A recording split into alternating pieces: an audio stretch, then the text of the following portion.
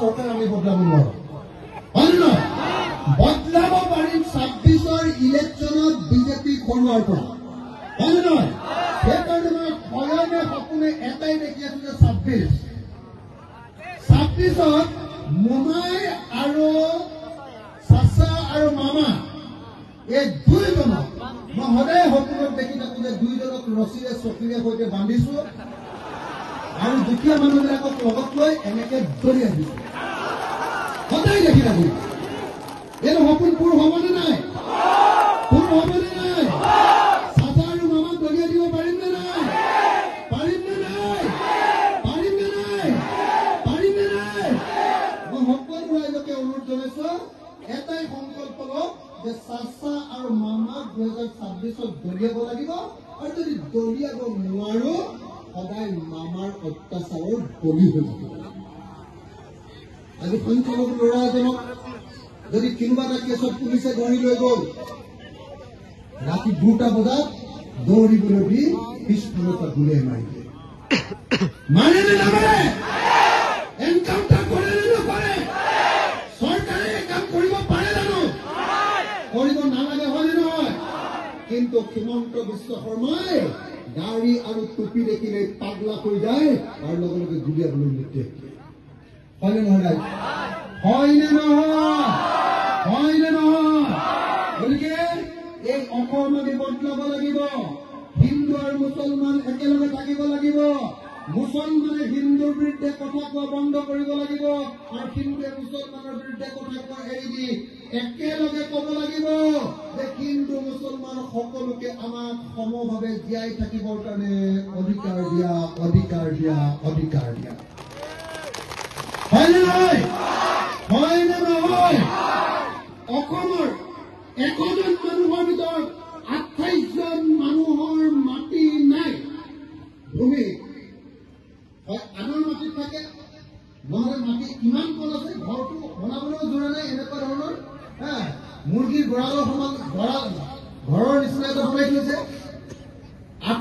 1জন মানুহৰ ভিতৰত 28জন মানুহৰ মাটিয়েই নাই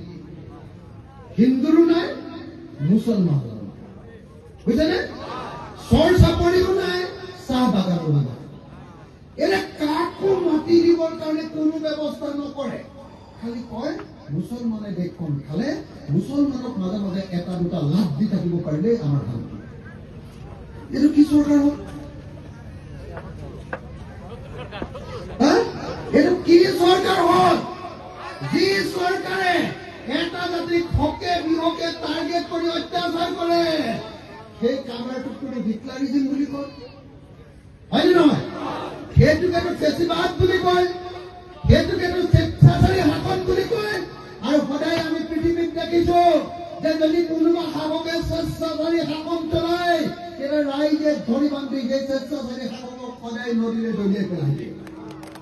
হয়নে নহয় গতিকে হিমন্ত বিশ্ব শৰ্মাই 25 বছৰ কেতিয়াবা কংগ্ৰেছত থাকে কেতিয়াবা বিজেপিত থাকে বহুত অত্যাচাৰ কৰিলে এওঁক আৰু সহ্য কৰিব নোৱাৰি যেনে তেনে 26ত আমি তেওঁ ব্ৰহ্মপুত্ৰত দলিয়াই পেলাবই লাগিব আৰু পেলাবই লাগিব এই সংকল্প মই প্ৰত্যেকজন মানুহৰ মনত লৈ যাব কাৰণে মই সকলোকে অনুৰোধ জনাইছো মই প্ৰথম কিছু কথা কলো মই কলো যে আমাক এনেকুৱা চৰকাৰ লাগে যি চৰকাৰে আমাৰ জীৱন আৰু সম্পত্তিৰ নিৰাপত্তা প্ৰদান কৰিব হয়নে 2 নম্বৰ আমাৰ মৌলিক সমস্যাবিলাক সমাধান কৰিব মাটি দিব বানপানীৰ পৰা ৰক্ষা কৰিব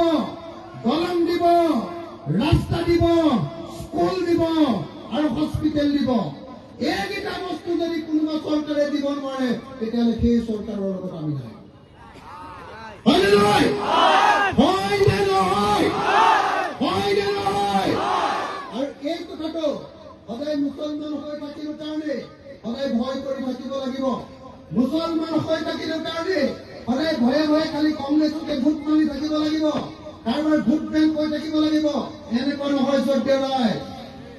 স্পষ্ট ৰূপত এটা কথা কৈ দিয়ক বিজেপিক যেনেকৈ উপৰাম বুলি কৈছো কংগ্ৰেছকো স্পষ্ট ৰূপত কৈ দিয়ক যে তোমালোকে যোৱা ৭৭ বছৰ শাসন কৰাৰ পাছতো মুছলমান মানুহক কিয় মাটিৰ পট্টা নিদিব? কিয় নিদিব?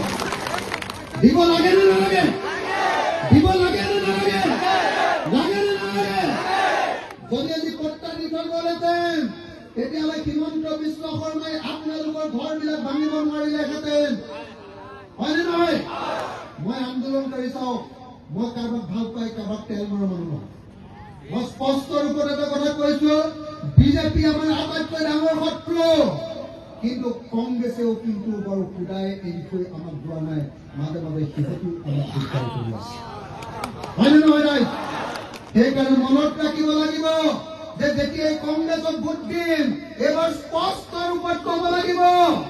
ভোট দিছো হয়, এইবাৰ যদি কাম নকৰা ব্ৰহ্মপুত্ৰত তোমালোকক বিজেপিৰ নিচিনাকে আকৌ দলিয়াই পেলাও, হয়নে নহয়?